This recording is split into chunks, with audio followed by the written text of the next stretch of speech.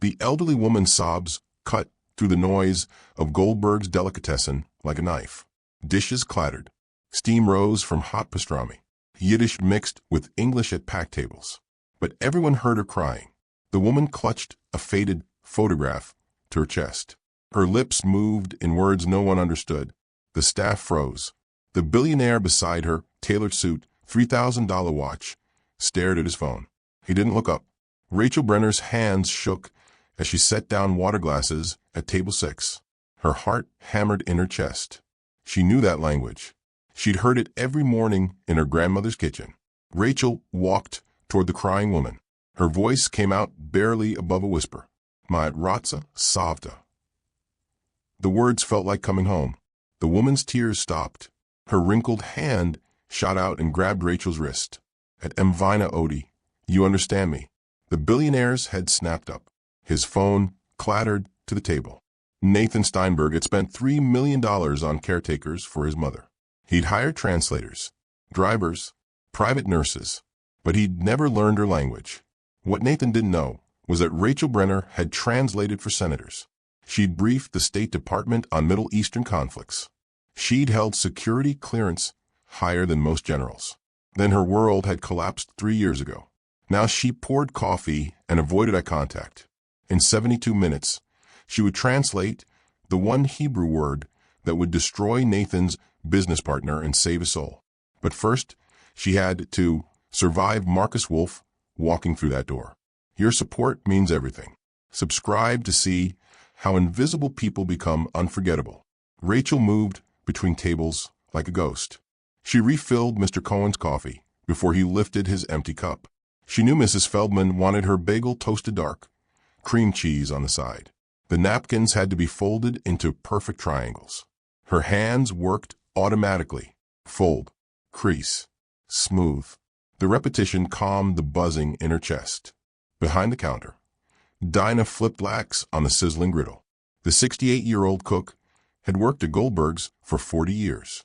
She could read people the moment they walked through the door. The way they stood told her everything. Shoulders back meant confidence. Hunched shoulders meant trouble. Hands in pockets meant they wouldn't tip. The deli smelled like frying onions and fresh rye bread. Worn vinyl booths lined the walls. Photographs covered every available space. Black and white images of immigrant families who'd built this neighborhood.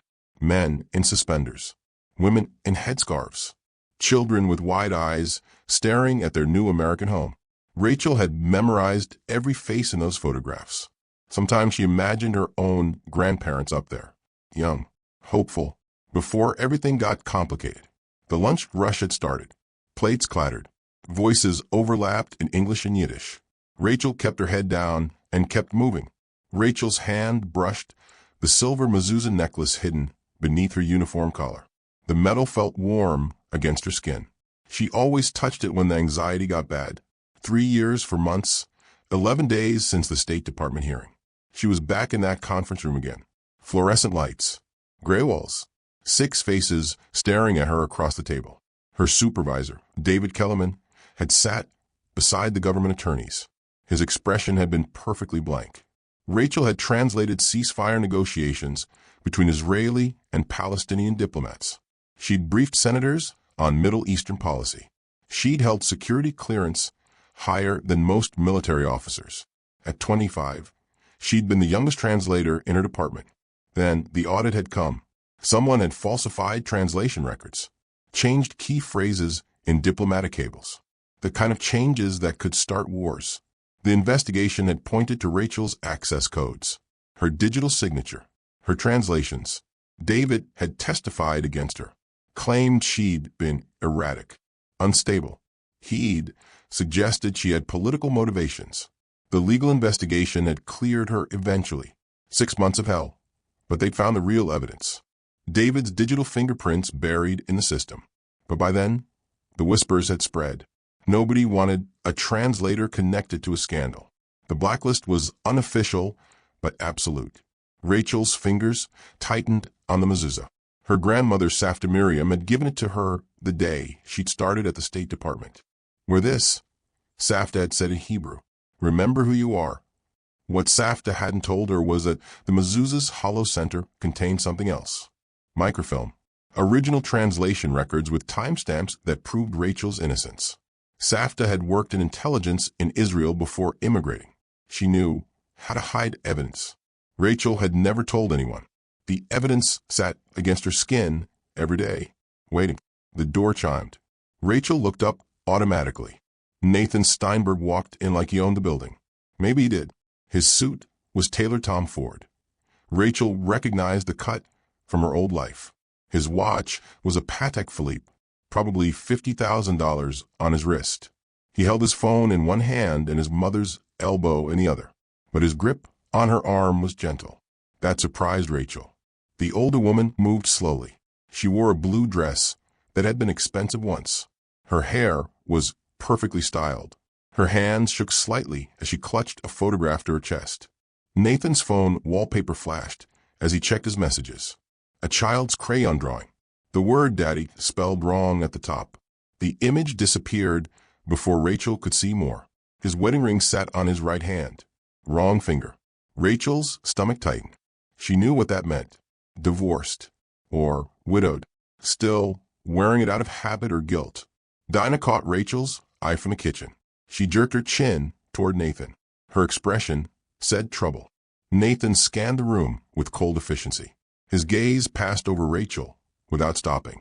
She was furniture to him, invisible. The older woman said something in Hebrew. Her voice cracked with emotion. Nathan's jaw tightened. He didn't answer. Couldn't answer. He didn't speak his mother's language. Rachel's chest squeezed. She knew that particular kind of pain. The gap between generations. Between worlds. Nathan snapped his fingers. The sound cut through the restaurant noise. Rachel's face burned. She walked to his table. Her voice came out barely audible. "Welcome to Goldberg's. What can I get you?" Nathan didn't look up from his phone. "Coffee. Black. Eggs Benedict. Toast, not English muffin." His mother spoke again in Hebrew. Urgent words. Pleading. She held up the photograph. It showed a bakery storefront. Hebrew letters spelled out a name Rachel couldn't quite read from this distance. "Mom, just point to something on the menu," Nathan said. His tone was patient but tired, like he'd had this conversation 1,000 times. The older woman's eyes filled with tears. Lo, no." She shook her head. Her hands trembled. "Ani Ratza, Mashi Samuel Hisman." The words tumbled out faster. Desperate. Rachel's breath caught. She understood every word. "I want what Samuel ordered." Nathan looked at his mother helplessly. Then he raised his voice slightly. "Does anyone here speak Hebrew?" The restaurant had gone quiet. Everyone was watching. The other waitress, Jennifer, shook her head.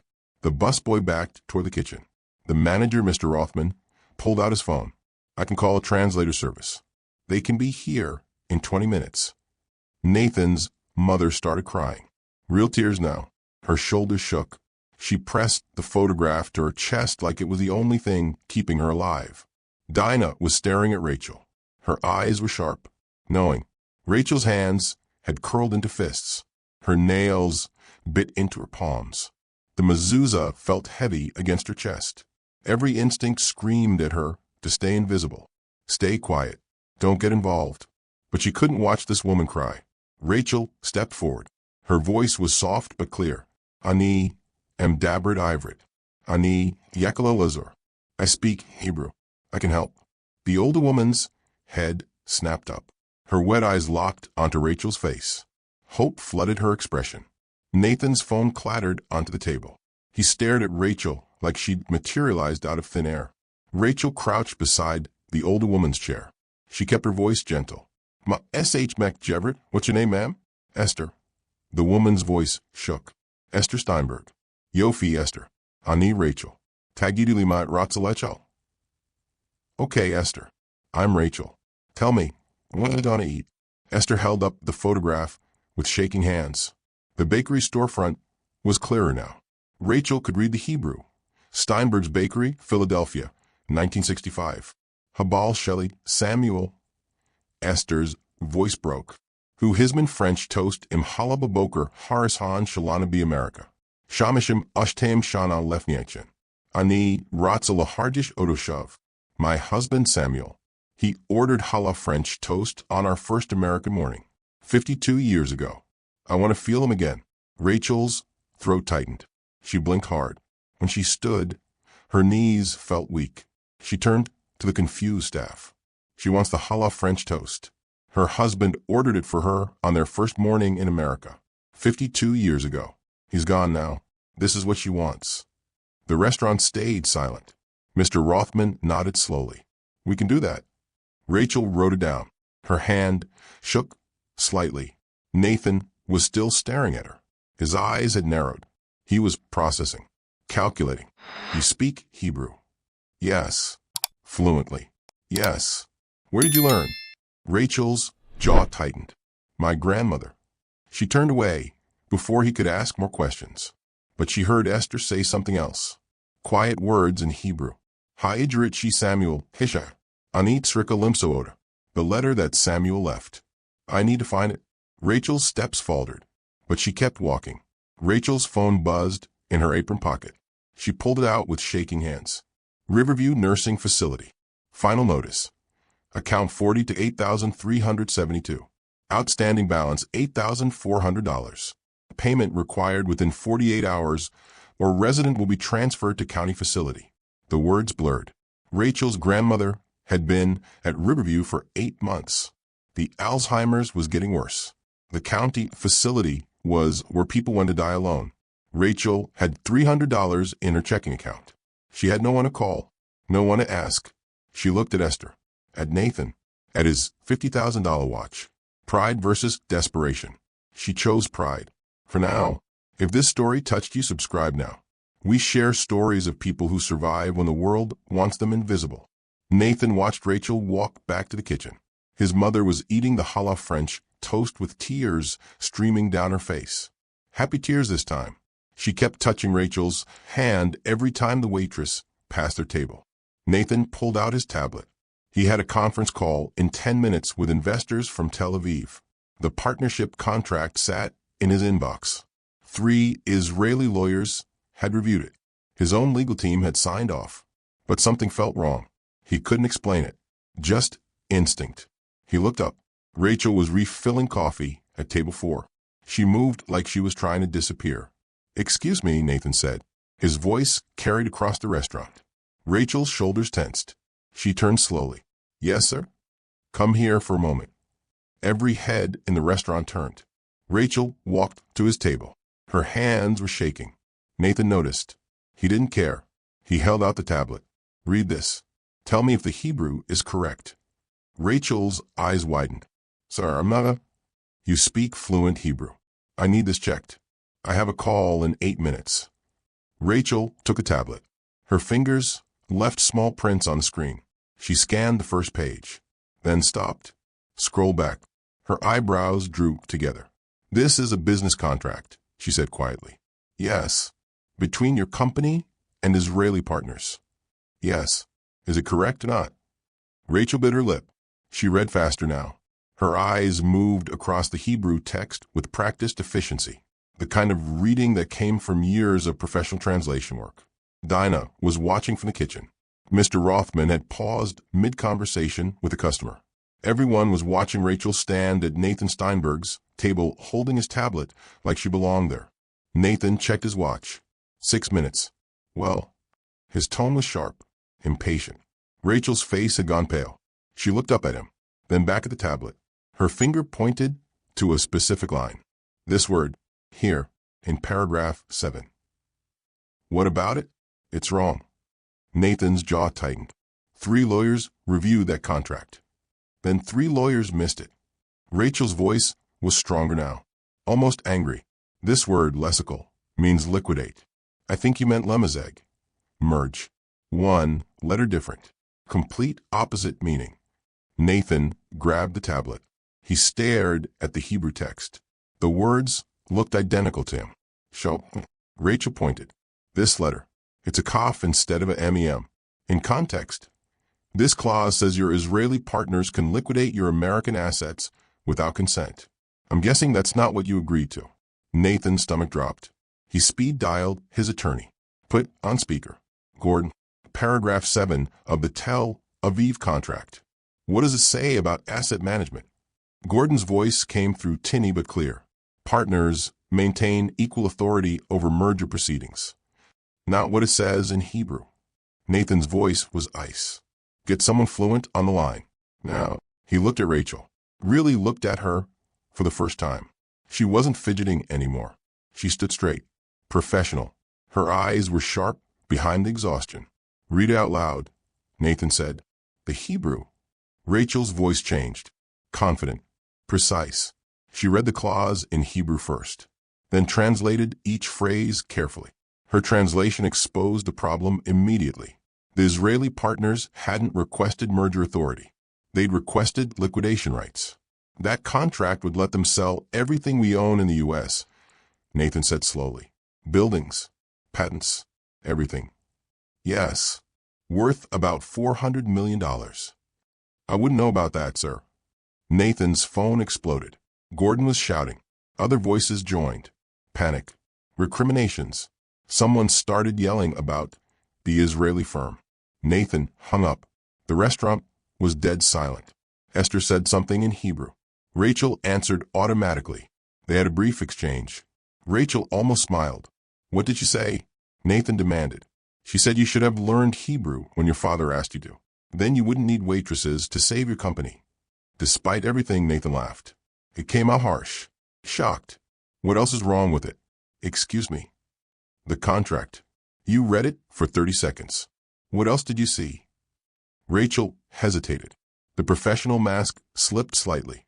Fear crept back into her expression. I shouldn't. I'm asking.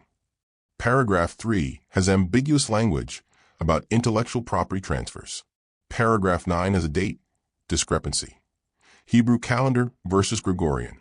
And paragraph 14 uses informal language that wouldn't hold up in Israeli court. The whole thing needs a complete revision by someone who understands both legal systems. Nathan stared at her. Who are you? I'm a waitress. No, you're not. He pulled out his phone. Started typing. What's your full name? Rachel Brenner. How old are you? 28. Where'd you learn Hebrew? My grandmother. That's not an answer. Where did you work before this? Rachel's face closed down. The walls went back up. I need to get back to work. Answer the question. No. Her voice was soft but firm. I don't work for you.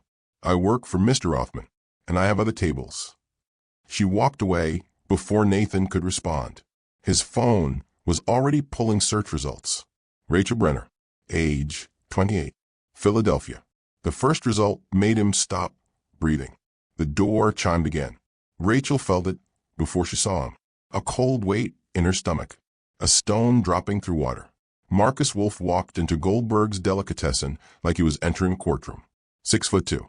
Silver hair perfectly styled. Suit that cost more than Rachel made in 3 months. His eyes scanned the room with predatory efficiency. Rachel's hand started shaking so hard she nearly dropped the coffee pot. She set it down fast, pressed her palms flat against the counter. Dinah was beside her instantly. What's wrong? I have to. Rachel couldn't finish the sentence. Marcus's gaze swept past her, stopped, came back. Recognition flashed across his face. Then something worse. Calculation. He walked straight to Nathan's table. Nathan, your assistant said I'd find you here. His voice was smooth, warm. Everything Marcus Wolf showed the world was warm, until you saw what he did behind closed doors. Marcus. Nathan gestured to the empty seat. You're early. Traffic was better than expected. Marcus sat down, but his eyes tracked Rachel as she moved between tables. Interesting place. Very authentic. Rachel kept her head down. Maybe he wouldn't approach her. Maybe he'd leave it alone. I just had an interesting conversation with our waitress, Nathan said. He held up his tablet. She caught a major error in the Tel Aviv contract. Marcus's smile didn't move, but his eyes went flat. A waitress. How fortunate. She speaks fluent Hebrew. Noticed immediately that paragraph 7 gives away liquidation rights instead of merger authority. I'll have a team look at it again. She saw 4 other problems in 30 seconds. Then perhaps she should have been a translator instead of serving coffee. Marcus's tone was pleasant, dismissive. He glanced at Rachel again. This time she felt his gaze like a physical touch. Invasive. Threatening. Rachel's chest tightened. She couldn't breathe properly. The anxiety was crushing her lungs. Marcus pulled out his phone, typed something quickly, then looked at Nathan with concern. What did you say her name was? Rachel Brenner. Why? Just curious. Marcus showed Nathan his phone screen. Rachel couldn't see what it displayed, but Nathan's expression changed, became guarded. She was investigated 3 years ago, Marcus said quietly. State Department scandal. Falsified translation records. Diplomatic breach. She was cleared technically, but there are questions. Serious questions about her judgment and reliability. Rachel's world tilted. She gripped the counter edge. Dinah put a hand on her back. The nursing home I represent, Riverview? She's got family there. Owes $8,000 in back payments. Makes you wonder what someone that desperate might do for money. Marcus smiled. It didn't reach his eyes. I'd be careful about trusting her expertise, Nathan, especially with $400 million contracts. Nathan said nothing. He watched Marcus leave for the restroom. Then he opened his phone and started digging. Rachel Brenner, State Department, translator, security clearance, top secret/SCI, specialized in Middle Eastern languages and diplomatic negotiations. The articles came up quickly. 3-year-old headlines. State Department translator under investigation. Diplomatic scandal rocks translation office. Falsified records lead to international incident. But Nathan kept reading, past the headlines, into the footnotes. The exoneration was buried on page 8 of a government report. Rachel Brenner, cleared of all charges. Evidence pointed to Supervisor David Kellerman. Kellerman arrested, convicted, currently serving 7 years for fraud, falsification of government documents, and conspiracy. Rachel's record, spotless. Recommendations from senators. Commendations for her work on ceasefire negotiations. She'd been 25 years old and one of the State Department's most promising translators. Then nothing.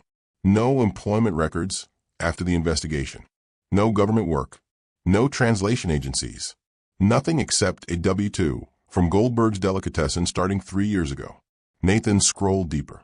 Found an old photo from a State Department event. Rachel stood between 2 older women.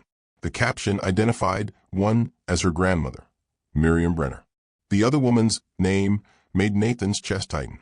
Ruth Steinberg, his father's sister, dead for 6 years now. Nathan zoomed in on the photo. His Aunt Ruth had her arm around Rachel's grandmother.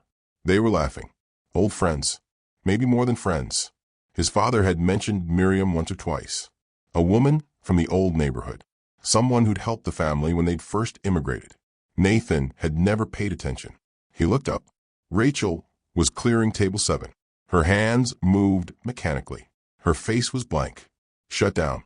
The confident translator from 5 minutes ago had disappeared back into the invisible waitress. Marcus was right about one thing. Rachel Brenner was desperate. $8,000 past due at a nursing facility. Working minimum wage plus tips. Barely surviving. But Marcus was wrong about everything else. Nathan made a decision. He pressed dial. Rachel tried to walk past Nathan's table. His hand caught her wrist. Gently, not rough, but firm enough to stop her movement. Sit down, he said quietly. I can't. I'm working.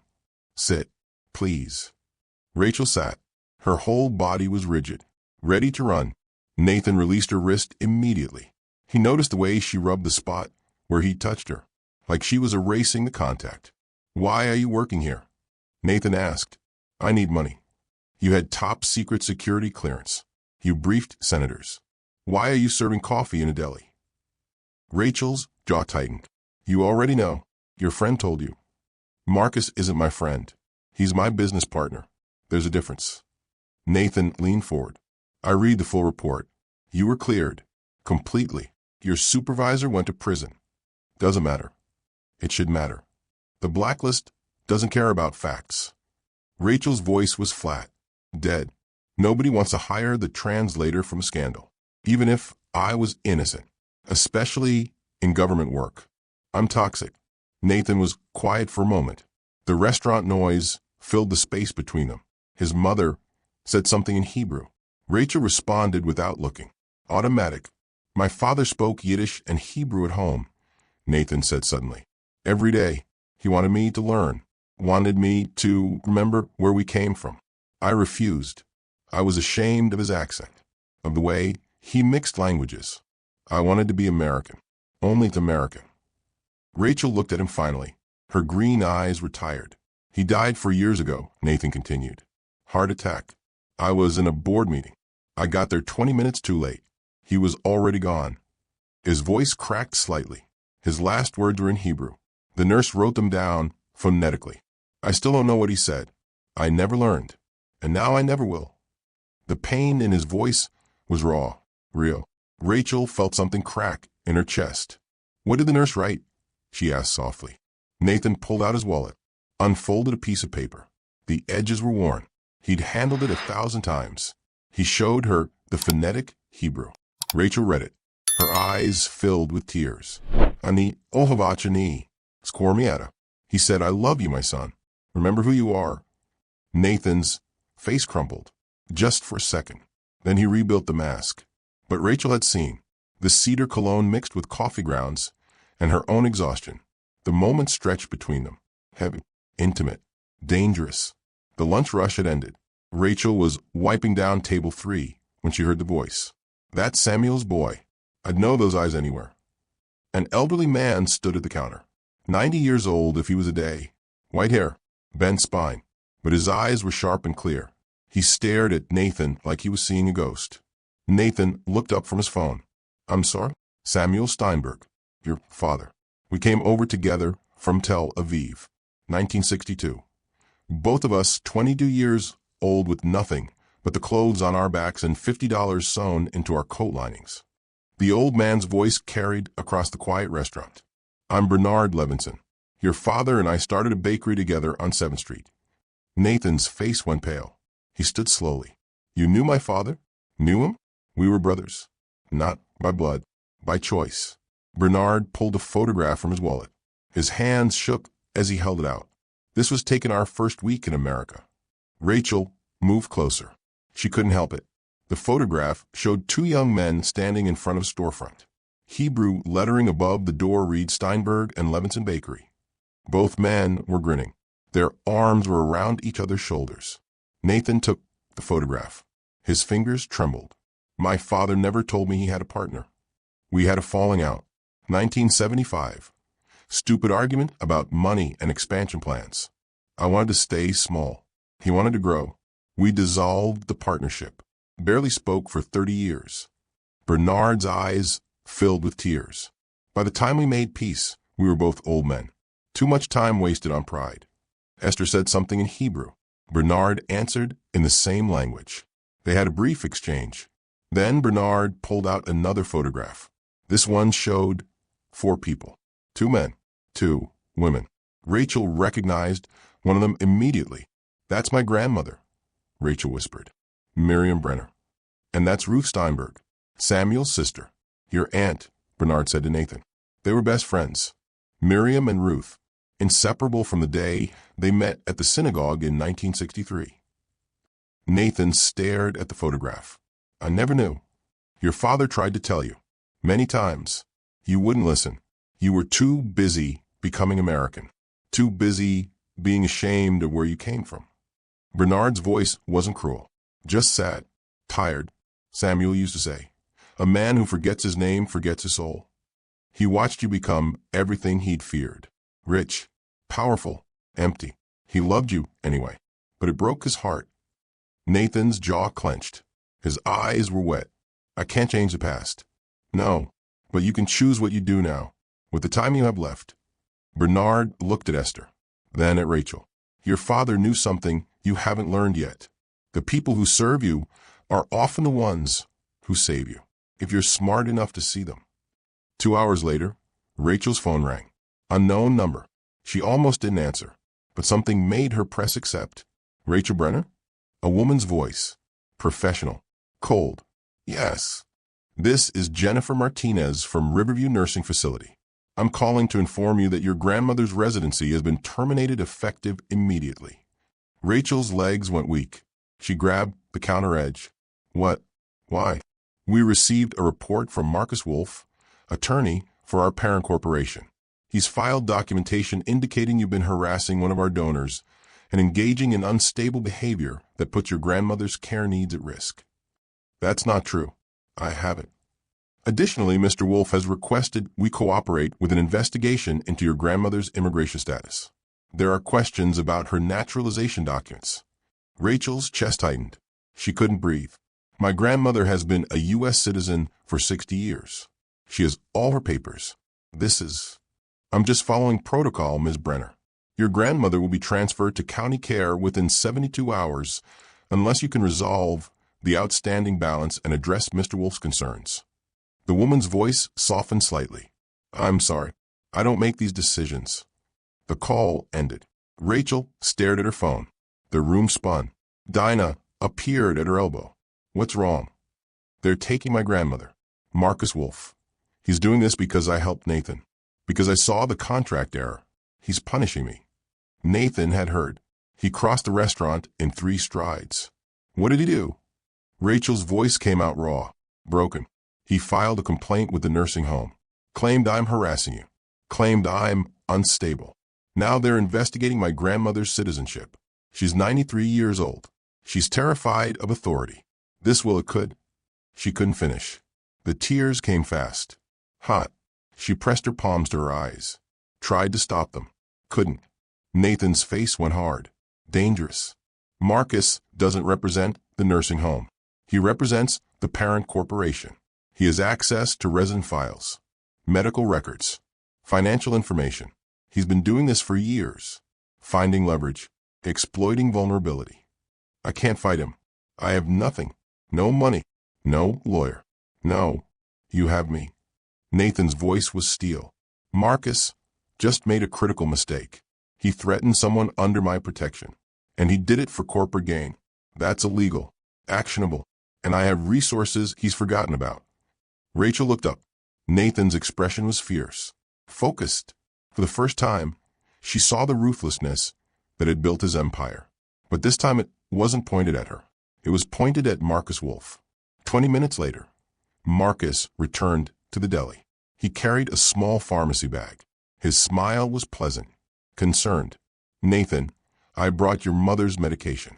The pharmacy corrected the prescription error. He set a pill bottle on the table. She should take one now with food. Esther reached for the water glass. Nathan opened the bottle, shook out a small white pill. Rachel was clearing the next table, but her eyes caught the label. Hebrew text. Dosage information. Something was wrong. Her body moved before her brain caught up. She crossed the space in 2 steps, grabbed Nathan's wrist. Don't give her that. Nathan froze. Marcus's smile tightened. Excuse me. Rachel took the pill bottle from Nathan's hand.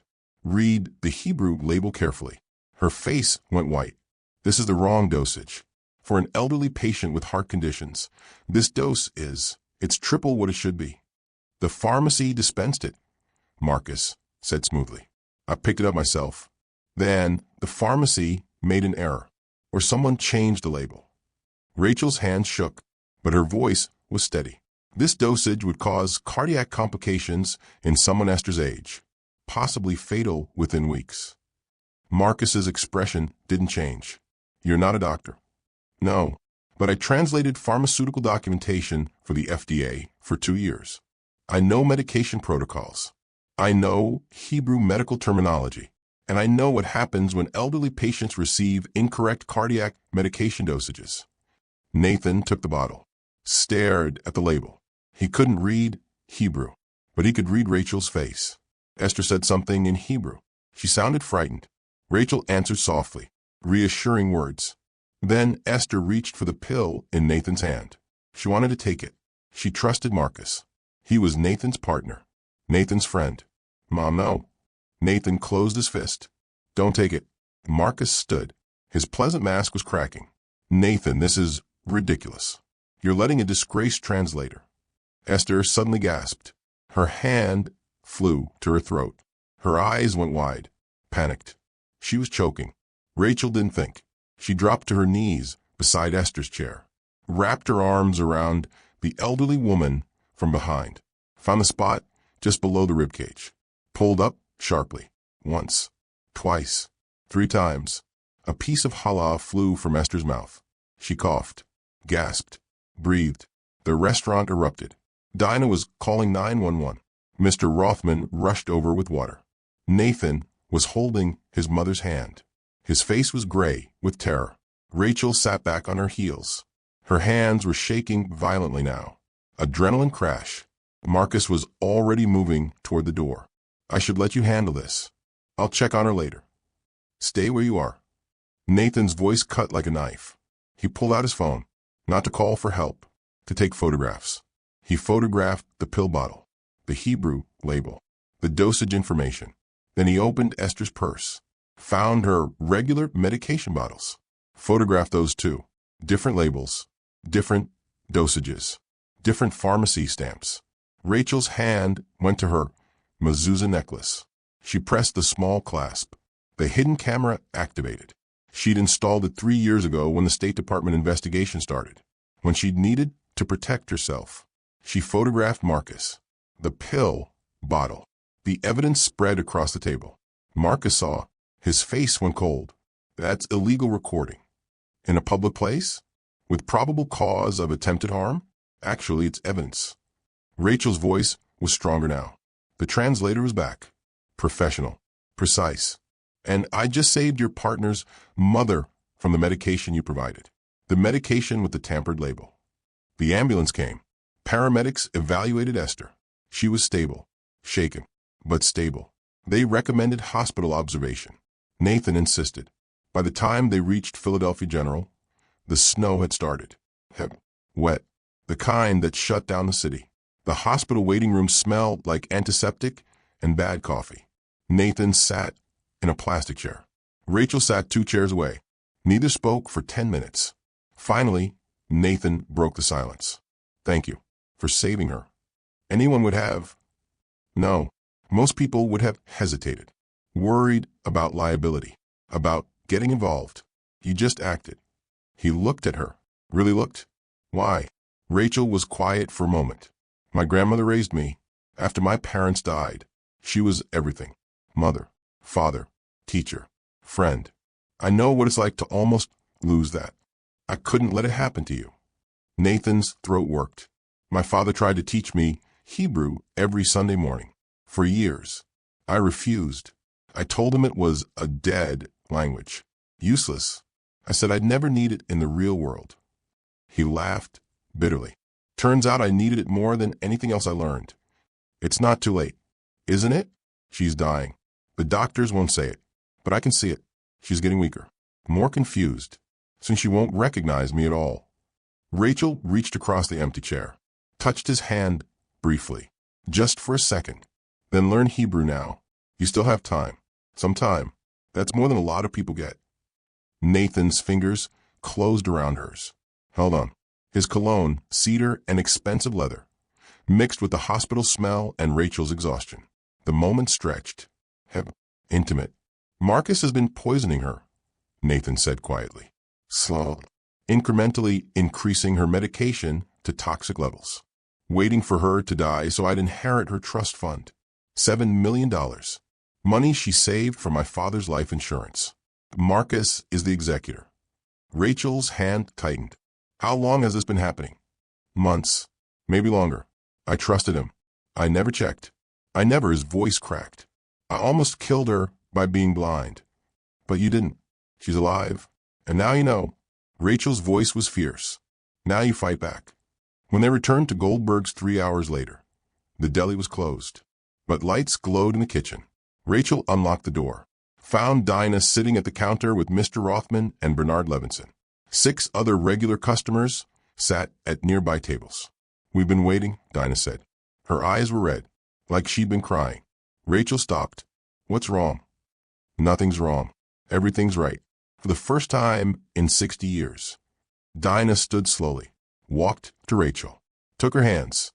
I need to tell you something about why I cried when you spoke Hebrew to Esther. The restaurant was silent.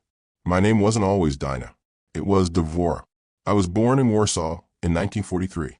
My parents spoke only Yiddish and Polish. When the war came, A Christian family hid me, told me to forget my old name, forget my language, forget everything Jewish or I would die. Dinah's voice shook. I forgot. I survived, but I forgot. My parents died in the camps. I came to America alone in 1948, 5 years old. No family, no language, no memory of who I was before. Tears streamed down her weathered face. Today, when you spoke Hebrew to that woman, when you saved her with language I lost, something broke open inside me, something I'd buried for 70 years. I remembered my mother's voice, singing in Yiddish. I remembered Zal saying gut, my father's blessing. Be well. Rachel's eyes filled with tears. She squeezed Dinah's hands. We took a collection, Mr. Rothman said quietly. He held up an envelope. Everyone here, plus people from the synagogue, Bernard, called. We have $4,000 for your grandmother's care. It's not enough, but it's a start. Bernard stood. Samuel always said we take care of our own. Family isn't just blood. It's who shows up, who remembers, who fights. He looked at Nathan. Your father would be proud of what you're about to do. Finally, Nathan nodded. His jaw was set, determined. Marcus Wolf is finished, and I'm going to make sure everyone knows what he did. Rachel's phone rang at 6 in the morning. She'd been awake anyway.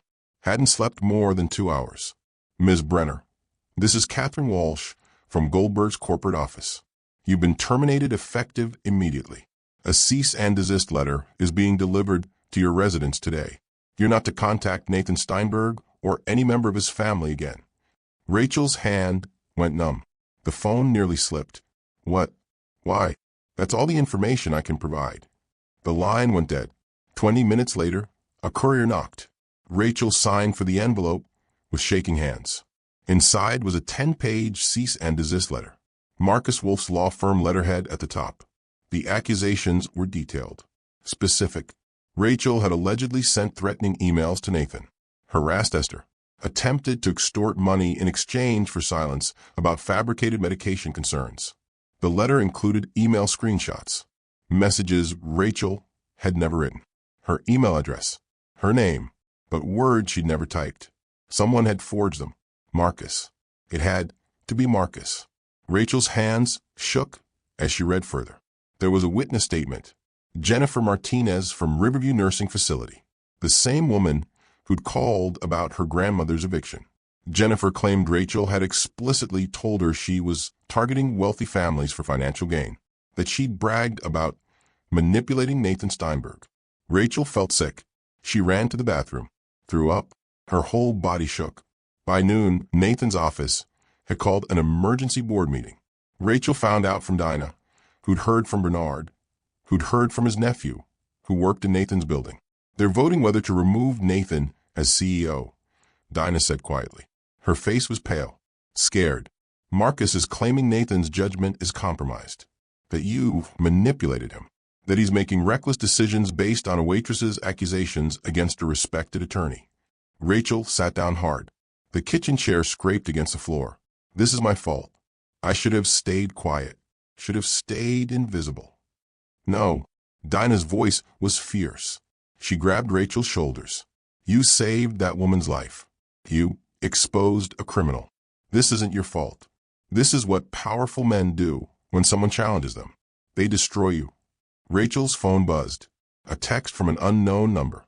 Back off or your grandmother pays the price. County facility. No visitors. No Hebrew. She'll die alone and confused. Your choice. Rachel's vision blurred. Tears came hot and fast. She'd fought so hard, survived so much, and Marcus was going to win anyway, because he had money, power, connections. She had nothing. Another text arrived. This one from Nathan's number. Board meeting at 3 p.m. Steinberg Capital. 42nd floor.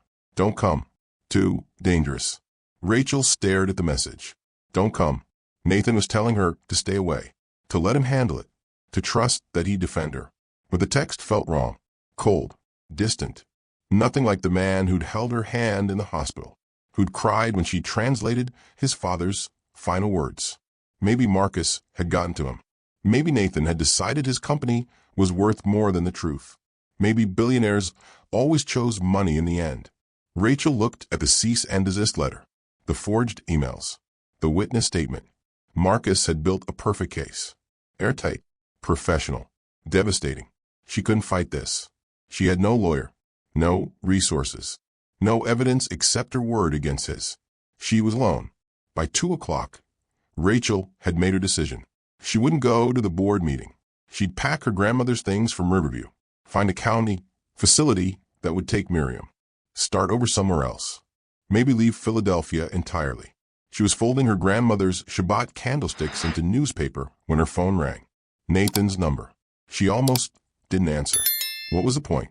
He'd already chosen. The text had made it clear, but something made her press accept. Rachel.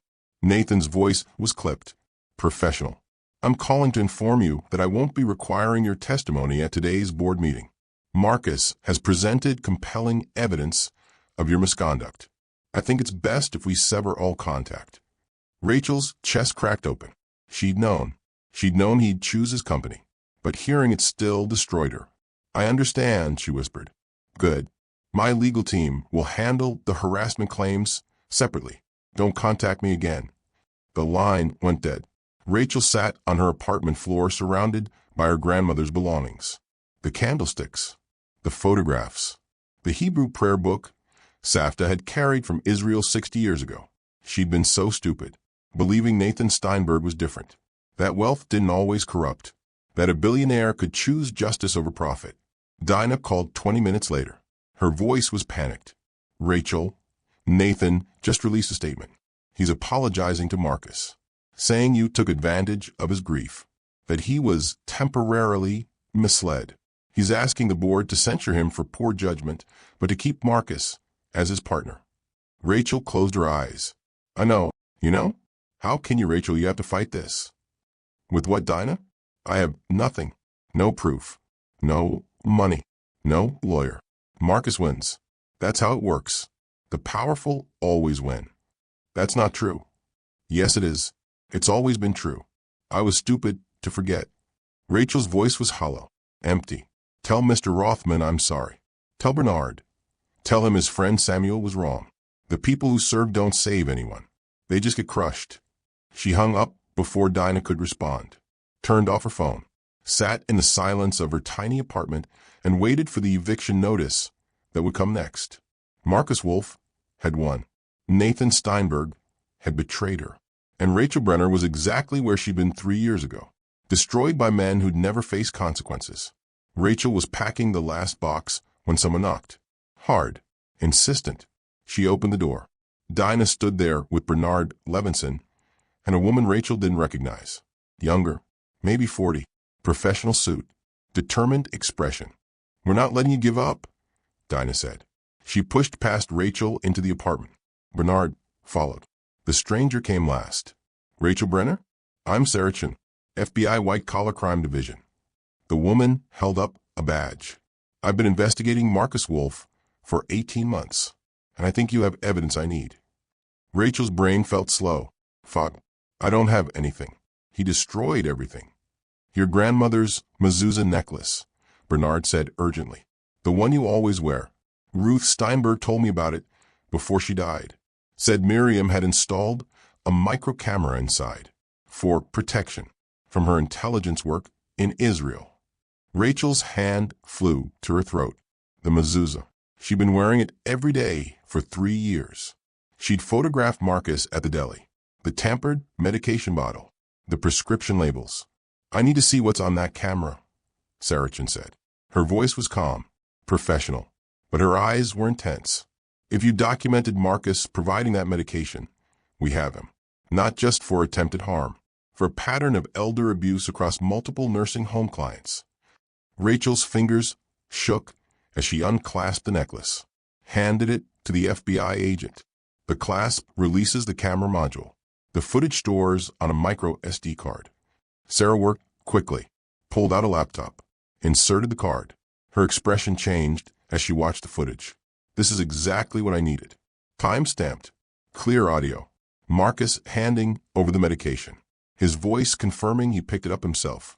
Your analysis of the Hebrew label discrepancies. That's not all, Bernard said. He pulled out a photograph. The old one from earlier. But he turned it over. Rachel saw handwriting. Hebrew. Her grandmother's precise script. Miriam wrote this 6 months ago, before the Alzheimer's got bad. She knew she was losing her memory. Wanted to record something important. Bernard's voice shook. She wrote that Samuel Steinberg gave her something before he died. A safety deposit box key. Said Marcus was stealing from him. From Esther. Wanted proof. Preserved. Rachel stared at the Hebrew writing. Where's the box? First Federal Bank. Downtown. But we need your grandmother to access it. She's the only one with authorization. Bernard met Rachel's eyes. Samuel left a letter. In Hebrew. His final testimony against Marcus. He knew. Before he died. He knew what Marcus was doing. Sarah Chun was already making phone calls. Rapid-fire instructions. I need a warrant for Riverview Nursing Facility records. Marcus Wolf's financial statements for the last 5 years. And protection detail for Miriam Brenner immediately. She looked at Rachel. Nathan Steinberg didn't betray you. That phone call wasn't him. We traced it. Marcus used voice cloning software. The text too. Nathan never told you to stay away. He's been working with my team since yesterday. Gathering evidence. Building the case. That board meeting? It's a trap. For Marcus. Not for you. Rachel's legs gave out. She sat down hard. He's been helping. He hired 3 forensic accounting firms. Got a federal judge to seal the investigation. And he needs you at that board meeting. With the letter. With the truth. Sarah's expression softened. You're not alone, Rachel. You never were. They went to Riverview together. Sarah Chin, Dinah, Bernard, Rachel. 2 FBI agents followed in an unmarked car. Rachel's grandmother sat in her room's window, staring at the parking lot, not seeing anything. The Alzheimer's had been worse lately. Some days Miriam didn't recognize Rachel at all. Safta, Rachel said softly. She knelt beside the chair, took her grandmother's wrinkled hands. It's me, Rachel. Rachel. Miriam's eyes were clouded, confused. She looked at Rachel like she was a stranger. Rachel's throat tightened. This was pointless. Safta didn't remember. Couldn't help. The evidence was lost. Then Rachel started speaking in Hebrew. The same phrases from childhood. The blessings Safta had taught her. Baruch Ata Adonai. The Shabbat prayers. The lullabies. Miriam's expression changed. Sharpened.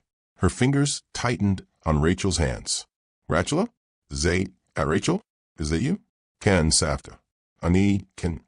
Yes, Grandma. I'm here. Miriam started crying. She pulled Rachel into a hug, held her tight, whispered urgent words in Hebrew. About Samuel. About the letter. About the key she'd hidden in her prayer book. The book Rachel had packed this morning. 20 minutes later, they had the key. Bernard drove them to First Federal Bank. The safety deposit box was small, old. It smelled like metal and time. Inside was a single envelope. Hebrew writing on the front. Samuel Steinberg's distinctive handwriting. Bernard touched it with shaking fingers. He wrote this a week before he died.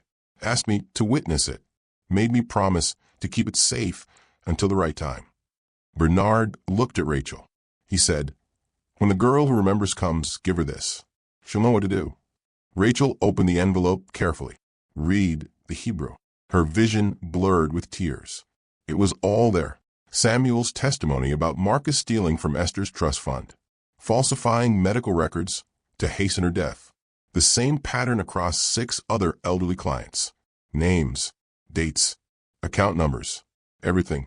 Sarachin photographed every page. This is enough. More than enough. We can arrest Marcus today. No, Rachel said. Her voice was stronger now. Clear. Let him go to that board meeting. Let him think he's won. Then we'll show him the truth. In front of everyone. For the whole world knows what he did. Bernard smiled. It was fierce. Proud. Samuel would have liked you, Rachel. You've got his fire. His courage. Dinah handed Rachel a garment bag. Your grandmother's Shabbat dress. The one she wore when she arrived in America. She'd want you to wear it today. When you speak truth to power. Steinberg Capital occupied floors 38 through 45 of the glass tower on Market Street. Rachel had never been inside.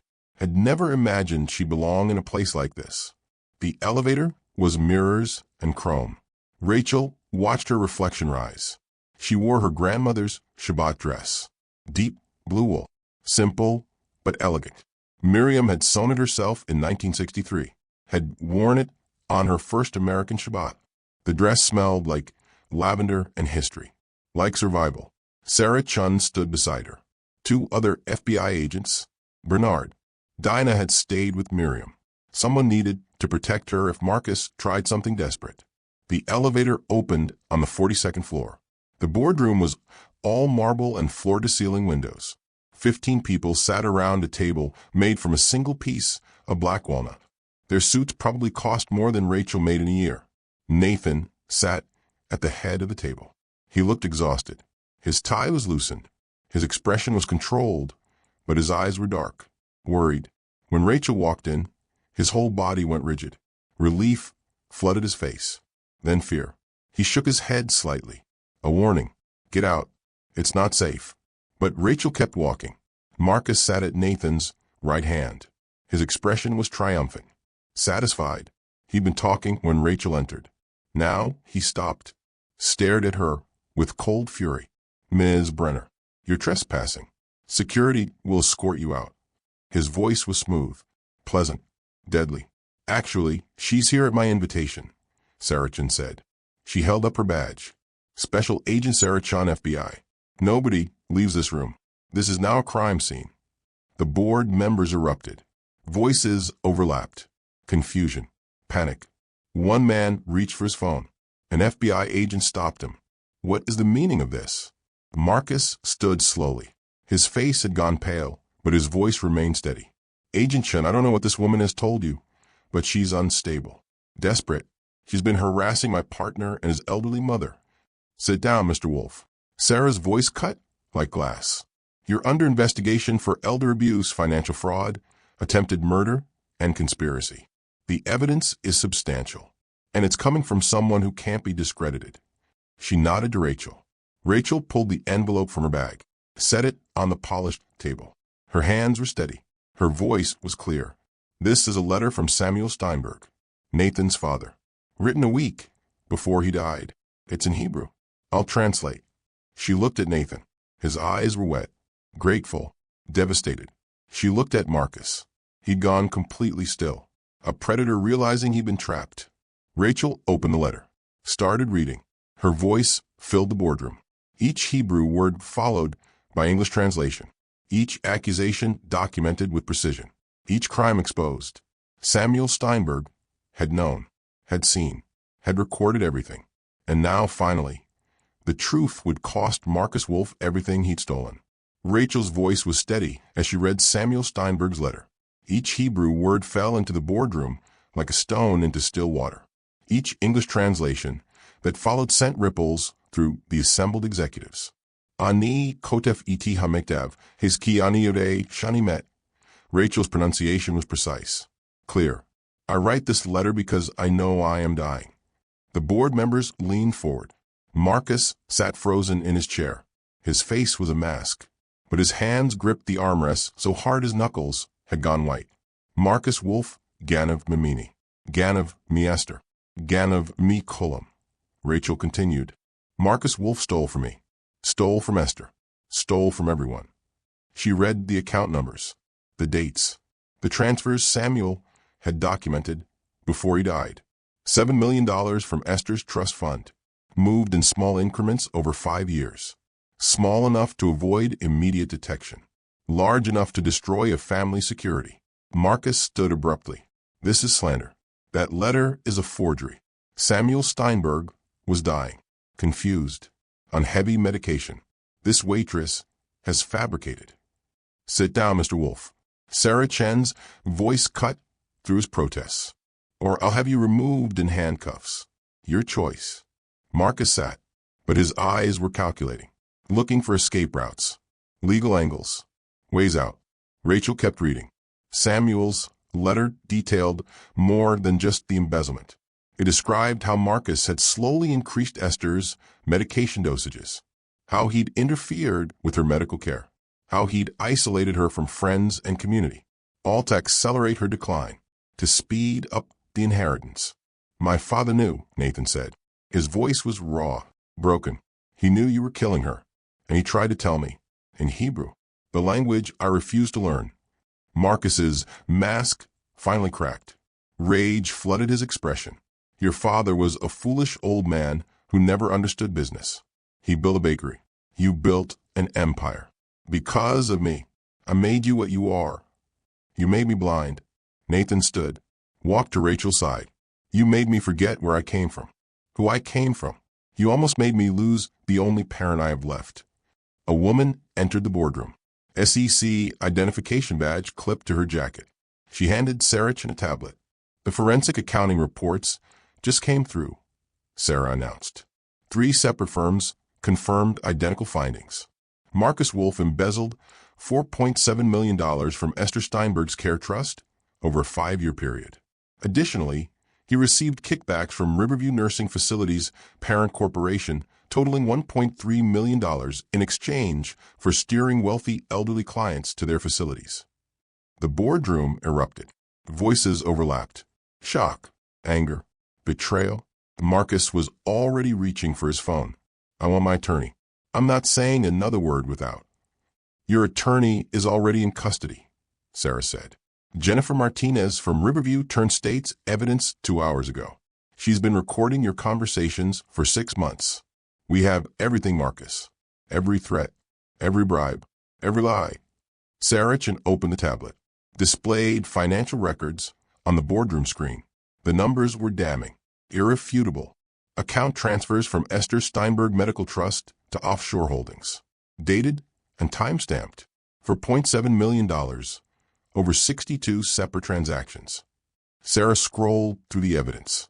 Each transaction authorized by Marcus Wolf as trust executor. She pulled up another document. Email chains. Marcus's personal email account. Messages to pharmaceutical suppliers. Here we have Mr. Wolf ordering medications under false prescriptions. Dosages specifically calculated for elderly patients with existing cardiac conditions. The dosages were designed to cause gradual heart failure that would appear natural. Nathan's face had gone gray. He gripped the table edge. How many others? 6 confirmed victims. All elderly clients with substantial trusts. All died within 18 months of Marcus becoming their legal representative.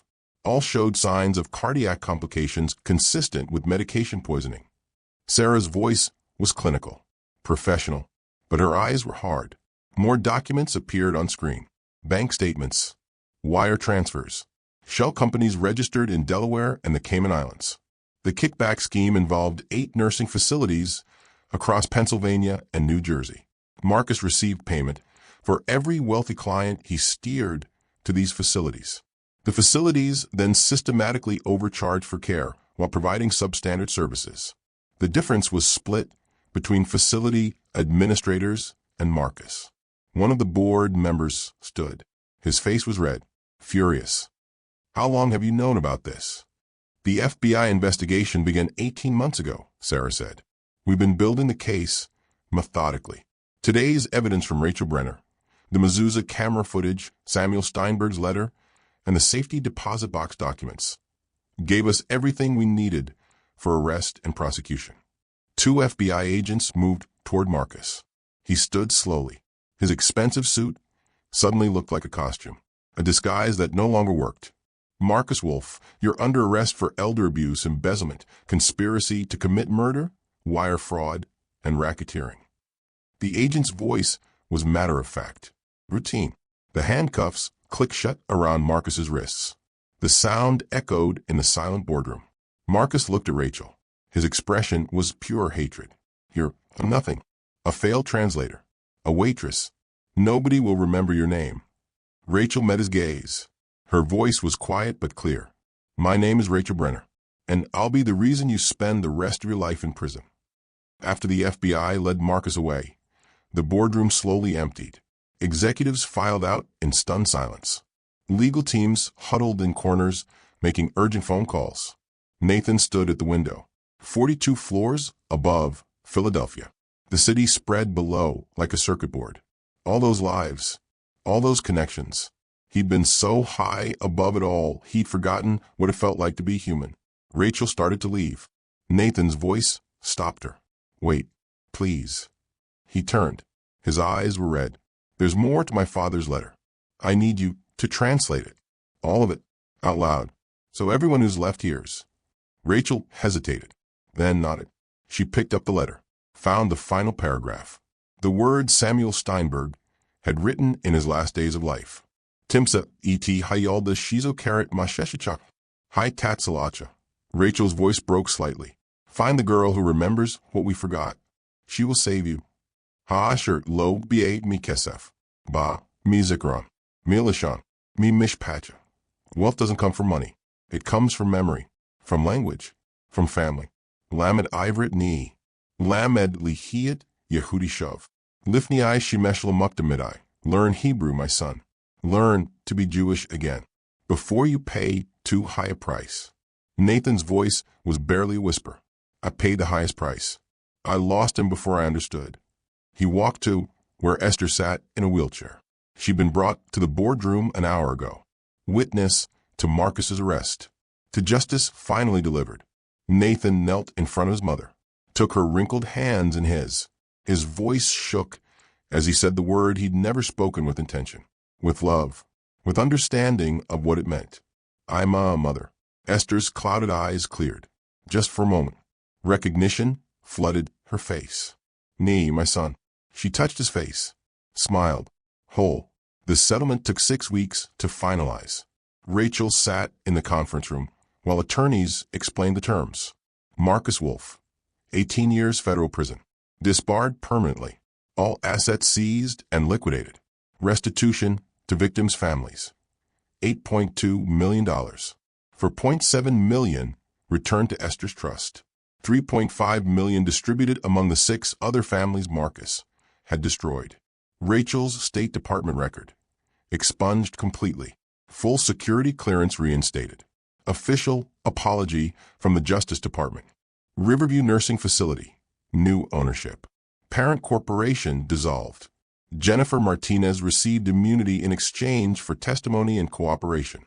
The Miriam Brenner Memory Care Fund, established with $5 million, provides free care for elderly immigrants with Alzheimer's, funded in perpetuity. Rachel stared at the documents. Her grandmother would have care for the rest of her life. Other families wouldn't lose their loved ones to financial predators. It wasn't enough.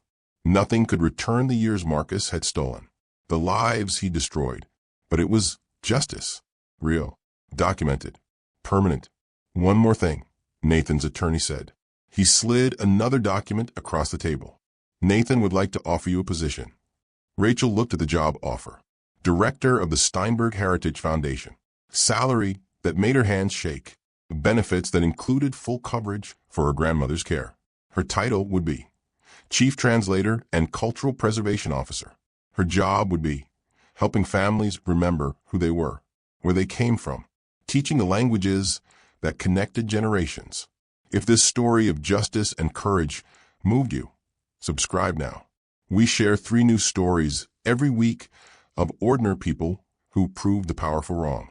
Hit the bell icon so you never miss how dignity defeats corruption. Rachel's office sat on the 42nd floor of Steinberg Capital, the same floor where she'd confronted Marcus, where she'd read Samuel's letter, where justice had finally arrived.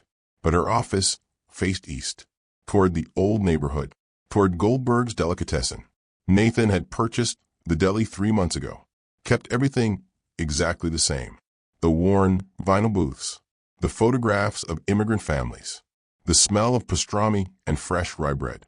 He'd doubled Dinah's salary, given Mr. Rothman full ownership, made it a community space again. Rachel could see it from her window, a tiny beacon in a changing city. The Steinberg Heritage Foundation had helped 43 families in 6 months, immigrants struggling with language barriers, elderly people losing their memories, children disconnected from their grandparents' stories. Rachel hired translators, funded language classes, created recording projects where grandchildren interviewed elders in their native tongues. The archives were growing, hundreds of voices, dozens of languages, stories that wouldn't be lost. Esther had died 2 months ago. peaceful. In her sleep, Nathan had been beside her. He'd read to her in Hebrew slowly, with Rachel's help, but in Hebrew. Esther had smiled, squeezed his hand, said Toda Ni, thank you, my son. The funeral service had been in Hebrew and English. Nathan had recited Kaddish, the mourner's prayer. His pronunciation was rough, imperfect, but he'd said every word. Rachel kept a photograph on her desk, Esther and Nathan from that final month.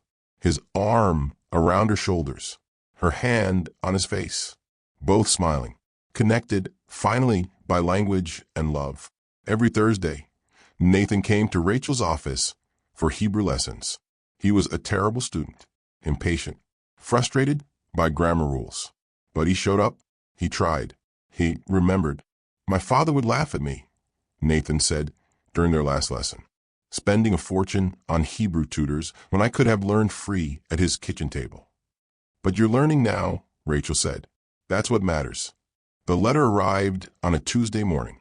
Plain white envelope. No return address. Rachel's name written in handwriting she hadn't seen in 12 years. Her brother, David, the one who'd disappeared after their parents died.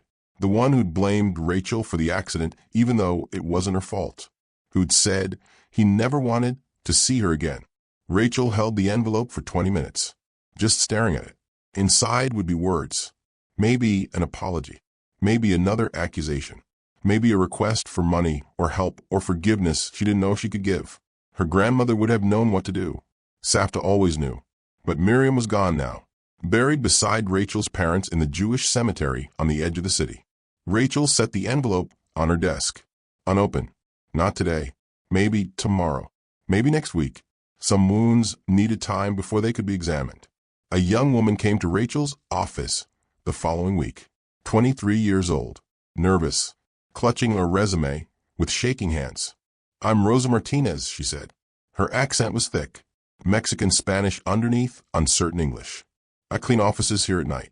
But I have accounting degree. From Mexico City. Nobody will hire me. They say my English is not good enough. Rachel looked at Rosa's resume. Saw herself at 19. Brilliant. Desperate. Invisible to everyone who mattered. Can you speak Spanish? Rachel asked. Yes. And some French. A little bit of Portuguese. Then you're not lacking language skills. You have gifts other people don't. Rachel handed Rosa her business card. Official. Professional. Real. The foundation needs a bilingual coordinator. Salary starts at $60,000. Full benefits. And I'll personally sponsor your professional accounting certification. Rosa started crying. Rachel understood. Some offers feel like being seen for the first time. Friday evening. Rachel lit the Shabbat candles in her grandmother's memory. She wore the mezuzah necklace, the one that had held evidence, the one that had saved everything. She whispered the blessing in Hebrew, felt Safta's presence, felt her parents, felt the unbroken chain of memory connecting past to future. Outside, the city glowed. Inside, the candles flickered. Rachel closed her eyes, breathed, remembered who she was. Thank you for witnessing Rachel's journey. Subscribe and hit the bell icon for 3 new stories every week about people who choose truth over comfort, memory over money, and dignity over power. The invisible become unforgettable here. You never know who needs to hear these words today.